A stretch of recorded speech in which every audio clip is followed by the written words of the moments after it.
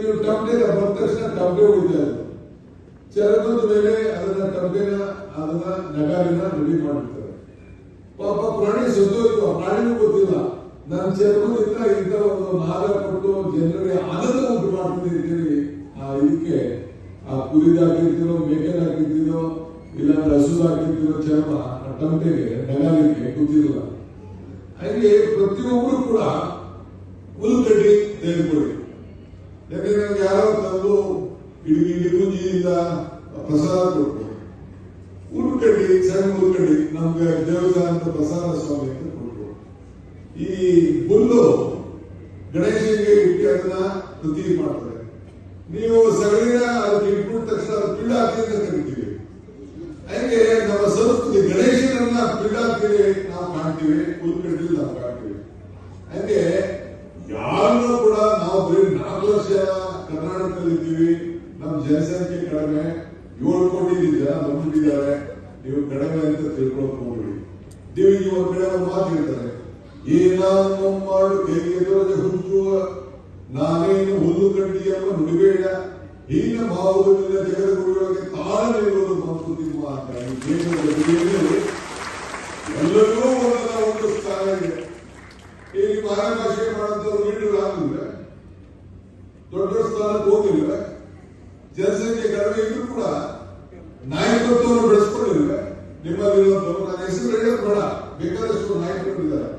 ಬರೀ ರಾಜಕಾರಣದಲ್ಲಿ ನಾಯಕರಾದವರು ಮಾತ್ರ ನಾಯಕರಲ್ಲ, ವಿದ್ಯಾ ಕ್ಷೇತ್ರದಲ್ಲಿರ್ಬೋದು, ಉದ್ಯೋಗ ಕ್ಷೇತ್ರದಲ್ಲಿರ್ಬೋದು, ವ್ಯವಸಾಯದಲ್ಲಿರ್ಬೋದು, ಸಾಹಿತ್ಯದಲ್ಲಿರ್ಬೋದು, ರಾಜಕಾರಣದಲ್ಲಿರ್ಬೋದು, ಯಾರು ಪ್ರವೃತ್ತಿಯನ್ನ ನಿಮ್ಮನ್ನ ಗುರುತಿಸಿ ನಿಮ್ಮ ಸಮಾಜಕ್ಕೆ, ನಿಮ್ಮ ಧರ್ಮಕ್ಕೆ, ನಿಮ್ಮ ಸಂಸ್ಕೃತಿಗೆ ಗೌರವ ಕೊಟ್ಟಿರ್ತಾರೆ, ಅವರು ಇಲ್ಲಿ ಬಹಳ ಮುಖ್ಯ.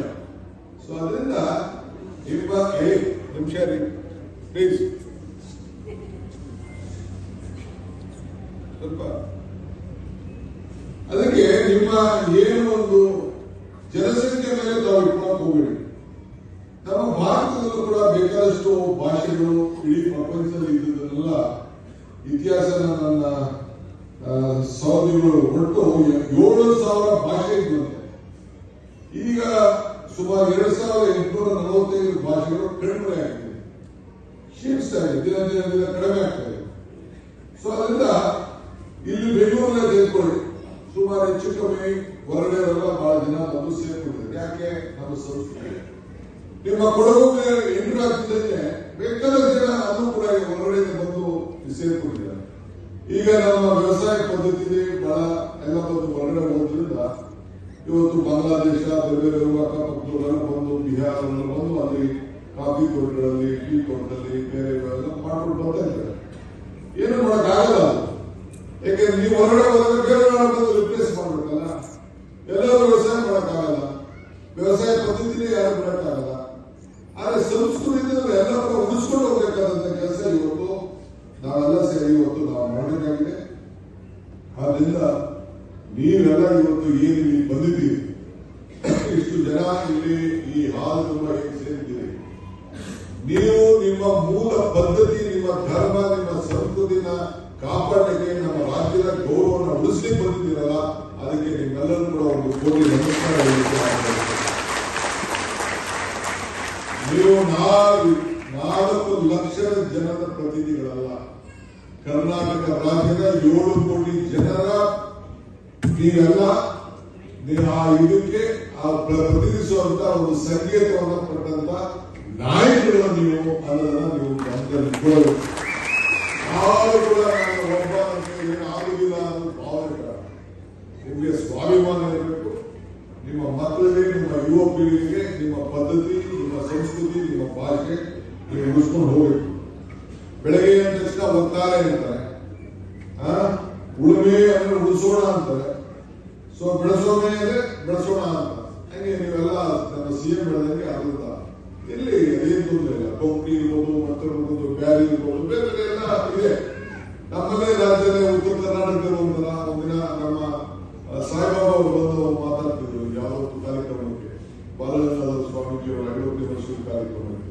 ಅದಕ್ಕೆ ಮೈಸೂರು ಕನ್ನಡನೇ ಬೇರೆ, ಬೆಳಗಾಂ ಕನ್ನಡನೇ ಬೇರೆ, ಗುಲ್ಬರ್ಗ ಕನ್ನಡನೇ ಬೇರೆ, ಕೊಡಗು ಕನ್ನಡ ಬೇರೆ, ಇದನ್ನ ದಕ್ಷಿಣ ಕನ್ನಡ ಬೇರೆ, ನಂದು ಕನಕಪುರ ಕನ್ನಡ ನಂದೇ ಬೇರೆ.